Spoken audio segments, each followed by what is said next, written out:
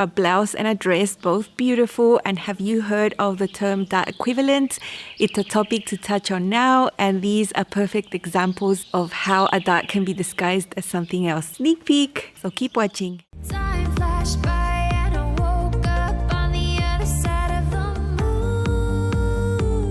Hi sewing friends, I'm Karina from liftingpinsandneedles.com. Welcome to this channel that is all about sewing, limitless sewing. Today I've got a really fun video for you, and I've got lots of practical things as well, as always. And I have two garments to show you from a pattern that has just been recently released by Sinclair Patterns, and it's called the Poesy Peasant Blouse and Dress. And when I saw the line art, everything about it just calls to me straight away. I know it's going to be a really comfortable type of garment to wear, and it depends on the type of fabric choice that you have, what look it's going to have. There are lots of choices you can make with this pattern. You have different lengths for the body. You have a top, a tunic, and a dress. For the sleeves, you can also choose different lengths, and they can either be gathered at the hem or not, depends on you.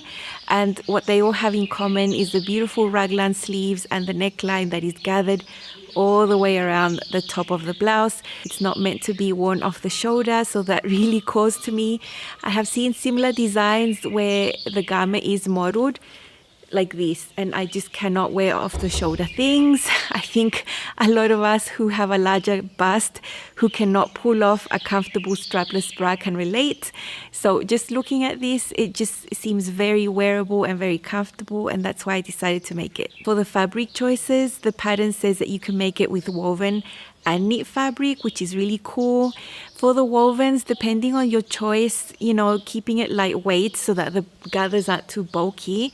If you choose rayon, silky, crepe, silk actually, anything that drapes beautifully, you're going to have a different look, a more soft look than if you choose other lightweight fabrics like cotton, lawn, voile, double gauze. Those are still lightweight, still appropriate, but they don't drape. So it's going to be a bit more structured. You're going to see the gathers a little bit more, and it just depends on what look you are going for. In my case, I always prefer the drapey fabrics for garments that have these features such as gathers, because I find that the volume is less seen that way. That is my personal choice, and for the two garments I've made, I've chosen a crinkle chiffon and a crepe that is a little bit heavier, but it's still nice and drapey, a bubble crepe actually. If you would like to make this in a knit fabric, it is really recommended that you size 1 or 2 sizes down for making it, because if you use the same size you use that's a woven, it's just going to be too big. And all the construction method described in the pattern is really appropriate for knits as well. I wouldn't change like any construction method just because it's going to be a knit, and it'll just be a comfy look in a knit fabric. If I had made one in a knit fabric, I would have definitely chosen a rayon spandex, also a slinky ITY for sure. They are lightweight and they have beautiful drape, and I think the gathers would look beautiful. You can see that the sizing goes from extra small to 4XL, and actually the pattern comes in the sizes 0 to 30, the way you choose your size. And just a little parenthesis, I have a video about sewing bust cup sizes. If you're still confused, you don't know what the difference is to bra cup sizes, you can look at that video I've already done, and I'll link it down below. As the sizes increase progressively, so do the sewing bust cup sizes in this pattern. For example, size 0 has a BC cup, and as you get to size 30, the sewing bust cup size there is an E. In my case, my size is 14, and that size has a CD cup, and it's perfect for me. What you will see in Up Close and So Personal are practical aspects of the dress, how the casings are drafted on this pattern, how they're meant to be sewn, and I loved it. It's exactly the way I would do it. I have chosen a cap sleeve, and I'll also show you how this is hemmed on this pattern, which is brilliant, and how the raglan sleeves are sewn onto the dress that might be different to other ways you have maybe sewn raglan sleeves in the past. I really enjoy this method. What can I do? Time flashed by and I woke up on the other side of the moon. The sun don't rise, all the light is gone from me and you. These are the two main pieces. They were cut on the fold. This is the back, this is the front. They have raglan sleeves, so that's why you can see that shape there. And I'll come closer to show you how the neckline will be finished, because it will have a casing for an elastic that goes all the way around, and that's what's going to give it the nice gathers. So instead of just folding raw edges under and forming a casing and putting an elastic through, which would cause puckers and just not very neat, it has facings. And these facings actually form a casing. So it says neckline casing there, back, cut and fold. It says that the seam allowance is 5/8 of an inch, but that's actually for this seam allowance there on the sides. So this is a type of pattern that will have 5/8 seam allowance for the main seams. So when you sew on the sleeves, the side seams, but the seams that have to do with the neckline are 3/8. That's in the pattern instructions. There it is, right there. And it has already been sewn there with 3/8 of an inch. This is the front. It's a little bit lower there, a little bit more curved, and it's also been sewn on there. So there's lots of sleeve options. I've just chosen the cap sleeves, and I'll show you what they look like. There is a little cap sleeve. Cap sleeves always have this shape of hem like that to follow the shape of the arm, so you'll never find a straight hem like that on a cap sleeve. And this is where in the past it's been super frustrating for me when the pattern tells you just to hem that and fold it up, when on a curve it's just not going to lay right. But this pattern also has a shape here for a casing, for the elastic that the cap sleeve can have. Me in this case, I'm just going to use this as a facing. I'm not going to put an elastic through the hem of the cap sleeve. So this is what goes there and gets sewn on the curve and then flipped under. So it's going to be a nice smooth hem, and I've already got it sewn on there. You can see I'm raising it there. It's hard to tell because of the print. And this is also been sewn on with 3/8 right there. And there is another piece that is for the sleeve, similar to what is done on the neckline, and it's already been sewn on there too with 3/8. After sewing on all these casings, this is the one from the sleeve. I'm just going to go and trim the seam allowance to half. It's 3/8 at the moment, so just trim it to 1/4 of an inch. And for these cap sleeves, because it's so curved at the bottom, I'm going to be snipping just into the curve a little bit, and I'll be trimming the casings for the neckline and the sleeves too. All the seams that unite the main piece to the casing have been trimmed down and snipped if necessary. The little seam allowance will be towards the casing piece right there. It's very sheer, and then I'll just be understitching there using an edge foot, and I'll do this for all the pieces the same.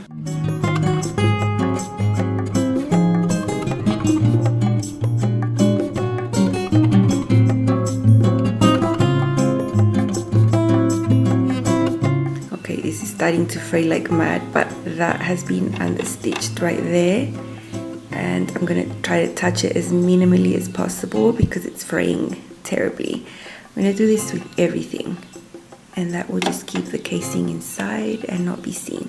After doing all the casings and all those things, I have just gone ahead and sewn the side seams as instructed. 5/8 of an inch is the seam allowance, and that is there available if you want to do French seams. I've just done regular seams and then serged. While I was serging, I trimmed the seam allowance to 3/8 so it's less bulky. These are the sleeve pieces. This seam has already been sewn as well. This is the facing that the hem will have right there. And now I like this type of construction method. I actually never enjoy putting sleeves on flat, and that's usually done with raglan sleeves. In this case, the sleeves are turned right sides up, so this seam is inside right there. Both sleeves are turned. This is the wrong side that we're seeing there, and this just needs to be opened, and then the sleeve slipped inside and then matched the arm side and then sewn like that, like a U. Okay, so this is one front there. That is the shape for the raglan sleeves. This is the back, and here's the arm side there for the raglan sleeves. I know it's hard to see because of the print. This is the side seam, and I have pushed it towards the back. That's why I have a pin there. And then the one for the sleeve, I've pushed it towards the front so that they don't go on top of each other. And inside here is the raglan sleeve. Maybe through the light you can see where I've pinned because it's very sheer. At the top these casings have been sewn on and understitched. I need to match that really well there on the top. The top of these casings are still raw. This step comes after sewing the raglan sleeves. So this is the front arm side going there, meeting there at the underarm, and then going out to the back. The back is longer, the front is shorter, as usually raglan sleeves or any sleeves are. I've got my pins close to the seam allowance. Whenever I sew with delicate fabrics, I try to keep them on the edge so that they don't actually touch where I'm gonna sew, so I don't damage the fabric. I want to be careful there so that that matches, and I'll be removing the pin on the last second.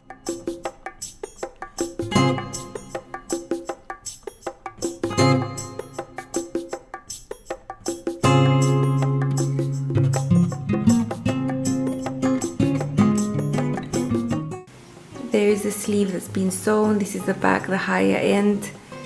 You can see the seam of the raglan sleeve there. The underarms down here, coming to the front. I really enjoy this way of putting a raglan sleeve. I like separating the direction of seams, one going to the front, one going to the back. It's less bulky on the armpit, and I'm really sensitive there. When you sew these on the flats and then you have one continuous seam, you get this really bulky area there that I never enjoy.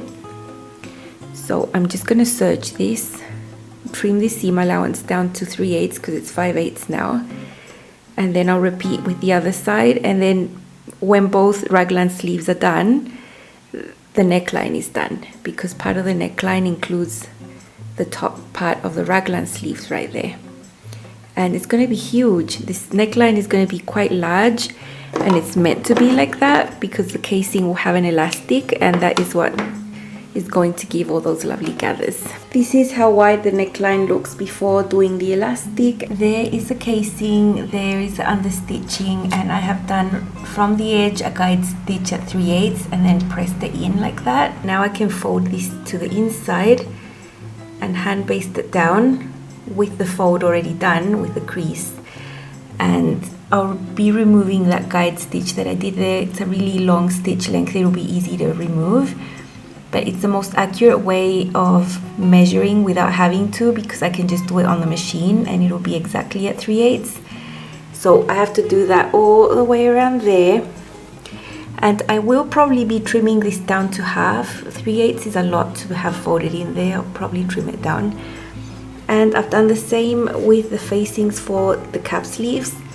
You can see that they've been sewn on there and also been pressed in by 3/8 with a guide stitch. There is the casing hand basted down with the little fold up after it's been trimmed, and through there is where the elastic is going to go. So I'm just going to sew all the way around the neckline, leave a little opening there to put the elastic through. The hem of the cap sleeve looks the same, it's just that I'm just going to sew it and thread nothing through it. I'm just going to leave it like that. There is a pattern piece actually that helps you cut the elastic length. So that's on the fold there. I basically need to cut double this length for my size of the elastic and put that in there in order to fit the neckline properly. This is my chiffon dress. It is very bright. It's got purple and orange and black and white. I know the colors might not be for you. As always, prints are a very personal preference, and I like it. It's different to what I usually wear, and when you look at it, the predominant color here is purple. That's why I bought the fabric, and it's like a print that screams spring and summer to me. Although I'm in winter, that does not matter, and it doesn't influence my sewing choices. I didn't mention that the dress had a casing that goes around the waist, and the instructions say that you can sew the casing either inside or outside depending on the look that you want. You know, this is crinkle chiffon, and everything I did here for the casing around the neckline took a lot of work, a lot of hand basting, and by the time I thought, should I do the casing, I opted out. Let's say I took an easier option out of actually sewing on the casing because I would have had to hand baste that. What I did was add little belt loops here. They are about 3/8 wide, finished. I just sewed a tube and cut it. This is just a long sash. I've made these sashes before. I like finishing them in a point like that on both sides. I think they look different that way. It does have a center back seam, but you can't see it. I'll leave detailed measurements of these things in the blog post.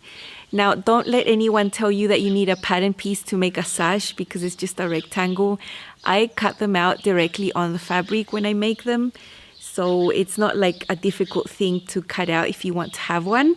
When I had my finished sash, I just calculated that the belt loop was gonna allow it to fit there. The original dress has a flounce on the bottom, and I didn't want the flounce, I just wanted the dress straight down.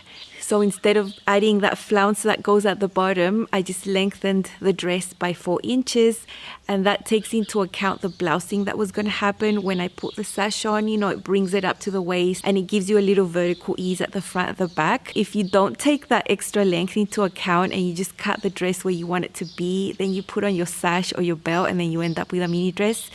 And it has happened to me in the past. So that's why I added 4 inches. Otherwise, I would have added 3.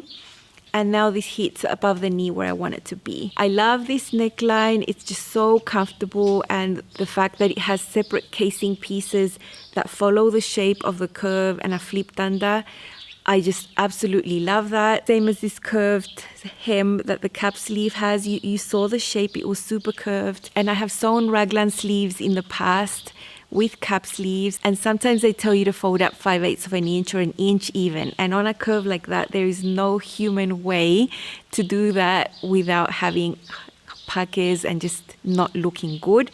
So the fact that this has that casing that allows you to put elastic, in my case I didn't put elastic, but it gives a really nice smooth hem, and I absolutely love that. And any work it took extra to do those extra pieces to cut them out and to sew them on, very worth it for me. I really enjoyed it. Here's a full shot of my dress above the knee. Typical skirt that I like to wear. I have added a little belt loop and a little sash there just to bring it in at the waist without having to add a casing.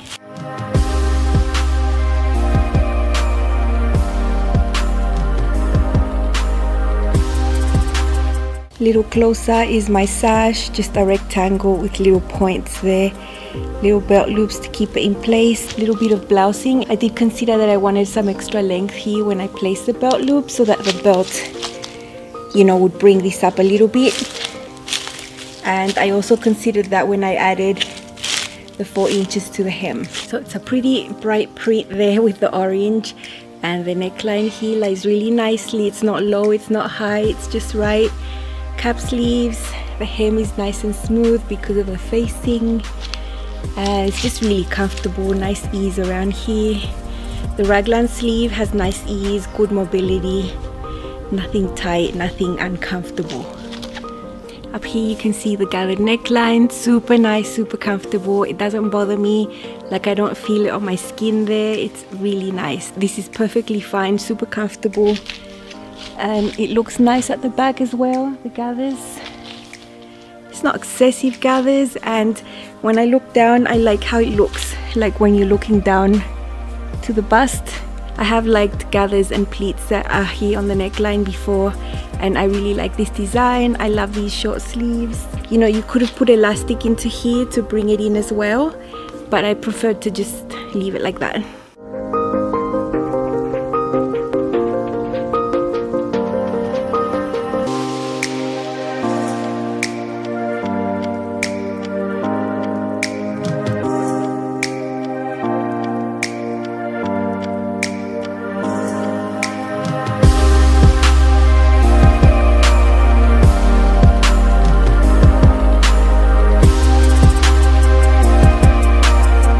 That was my really light, easy breezy dress. I absolutely love it. I would also make this exact same dress in one of my printed rayons I have up there in my stash. Now, sewing on these casings is not hard at all. It's not difficult. And on the second version I made, which is a blouse, I used a bubble crepe, much easier to manage, easy to cut, easy to sew. So the sewing time went down by a lot compared to the chiffon. And I would suggest, if you're not comfortable with chiffon, just ease into it. You have seen me show a lot of chiffon makes because I do love it and I have the feel for it, and I treat it like any fabric now. It doesn't scare me. But I do admit that it takes longer to work with. And if you don't have patience, maybe wait. This is my crepe one. This is a solid black. You can see the texture of this crepe It's really beautiful and I love this type of fabric. You don't see darts anywhere, do you? No bust darts, no shoulder darts here. And typically on a woven raglan sleeve, you would see a shoulder dart there. That is really necessary to get this shape of the shoulder on a raglan sleeve, or else you're just gonna have this pokey bit thing there that does not look good at all. Sometimes some knit garments are drafted without the shoulder dart, tight raglan sleeves, and sometimes they can get away with it, but not for woven. So that dart is not there. Usually on woven garments, there are side bust darts where patterns originate from, right? So this is what I wanted to discuss about dart equivalents. Sometimes on some garments, just because you don't see a dart, it doesn't mean that it's not there. I mean, it's there, but not right there. And you know, a dart is like a triangle that finishes in a pointy area, in a tip. And an equivalent is just basically that excess that you've closed off to give shape to the curves of your body, in this case the bust, and this shape here is just being transformed into something else. And you can see that this side bust dart in this case was probably all that excess removed and taken out into the neckline, and then some more ease added to the neckline to have the gathers come all the way around. Same as on the shoulders of these raglan sleeves. That original dart that would have been there for the shape has been transformed into gathers. Gathers are just an excess of volume that have been put somewhere along a certain stitch line in a certain amount. You measured your neck circumference around where this is going to hit. It's going to give you an amount. And for gathers to happen, it has to be larger than that amount. And so part of all that drafting process, I find that designers have a lot of fun doing this. And I would love to do it more because I know the theory of how this design came to be. Having those original darts there on the bust and the shoulders, and then adding more ease. Just because you don't see a bust dart right there, it doesn't mean it's not there. It's just being transformed into something else, something equivalent, like gathers up here. And there's extra ease added here as well. And gathers are not the only way you can transform a dart. You know, there's pleats, there's tacks, there's many other ways that designers have fun creating different looks based from the typical bodice, you know, that has a few darts in there. So it's a really fun topic to delve into. And if you haven't, I suggest you do. It's a lot of fun. About this blouse, I took a lot of different liberties here to make it work. And you know me, I'm obsessed when I have an idea. I wanted a black one. I found 1.2 meters of bubble crepe in my stash, the only black fabric that was suitable. You know, if I had to make things shorter or change things, I totally did. So what I did here, I have a center back seam right there. Here I have a yoke. I just placed my sleeves first because that was a priority for me. I wanted the long sleeves, and if that meant that the body, front and back, had to be a bit shorter, so be it. I made sure that my front piece was on the fold, and then my back. I drew out that yoke just to allow the top part of my raglan sleeve to fit in that area of the fabric. And then that yoke, I got it from somewhere else. You know, when you look at your fabric, you have empty spaces. That's where I got it from. There's a lot of different things here, but they don't change the fit. There's the yoke, there's the center back seam. It is shorter, a good 2 inches shorter. And I did the long sleeves, but I added little cuffs. And now I added the exact same cuff I added to the daisy blouse, also from Sinclair Patterns that I've shown a few weeks ago. So the same measurements, the exact same cuff, the same way I've sewn it on. And the other change I made, just because this crepe is heavier, you saw that on the chiffon casing. I did a guide stitch on the casing and I pressed it up, and now this is all closed there. What has the elastic inside is folded up and sewn, you know. Well, I thought that was going to be too bulky for the crepe version because this is not a heavy crepe, but it is heavier. I didn't really want to fold that bottom bit under. I did my guide stitch 3/8 of an inch away from the raw edge anyway, but not to fold it up, but to cut it. I find that when I sew on my machine with the guide from the metal plates, I get really, really straight sewing and pretty precise, better than like measuring and cutting and eyeballing 3/8 off. I did it that way, and then I just serged the edges inside and that's how it looks there. It's still a really neat casing, only less bulky. It's still a very neat casing. It's just a little bit less bulky for this specific fabric. Here's a faraway look at how the blouse looks. I had to shorten this blouse to make it fit into my fabric to have long sleeves. So the original one would be about 2 inches longer than this, but this is fine. It's mid-hip and this is my preferred length for tops. I think I can wear this with more fitted items like a pencil skirt and maybe some pants that aren't that fitted when I have this length.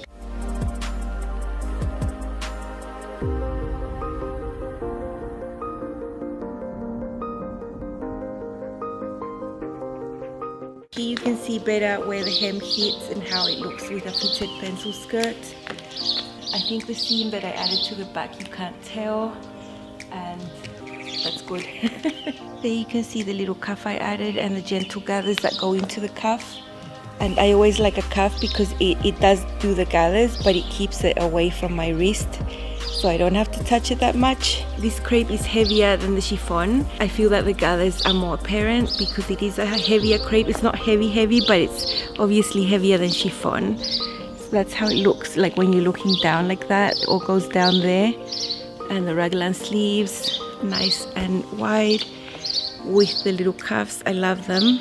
Maybe you can see that extra seam I added there, like a yoke, just so I could get my blouse out of the fabric.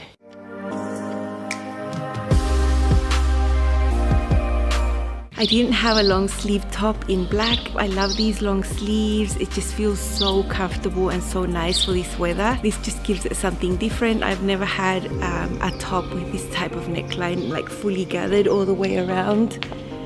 And I really like it. I feel really good in this top. Flowy, but it's not boxy at the waist and hips. So I feel amazing in a top like this.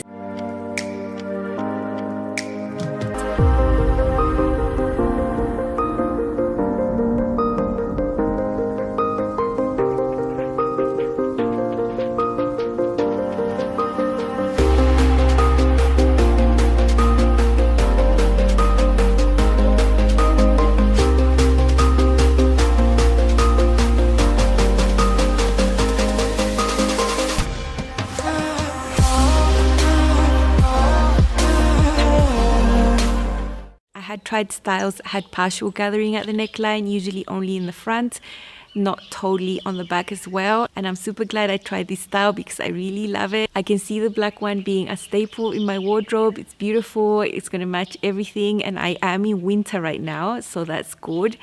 I think that depending on the fabric you choose, you can get a lot of different styles, you know, lots of different garments with the same pattern, and I always appreciate that about the patterns, the options. This pattern is 20% off until tomorrow, Wednesday the 17th, so if you would like to give it a go, you might want to get it for a bit less, and also support me along the process using my affiliate link that is down below because I get a small commission from those sales. Tell me your comments what you think about peasant styles or boho styles.